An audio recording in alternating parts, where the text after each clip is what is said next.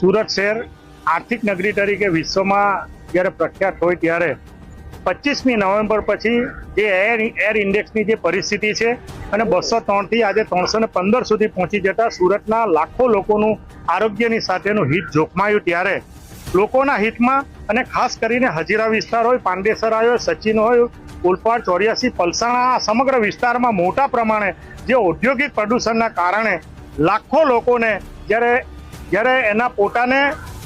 હવામાં પ્રદૂષણને લીધે એ દમ હોય, અસ્થમા હોય, શરદી, ખાંસી હોય, એના મોટા પ્રમાણમાં કિસ્સાઓ વધવાના કારણે લોકોના હિતમાં અને ઉદ્યોગિક પાસે મહાનગરપાલિકા અને જીપીસીબી અંતર્ગત જે વન પર્યાવરણને લગતા તમામ નીતિ નિયમોનું પાલન કરે અને જે લોકો આવા નિયમોનું ભંગ કરે છે એને 1981ના નિયમ અંતર્ગત એના પગલાં લેવામાં આવે અને સુરત શહેરે બીજું દિલ્હી ન બને એના માટે લાખોના હિત માટે માનનીય પર્યાવરણ મંત્રીને તાત્કાલિક અસરથી પત્ર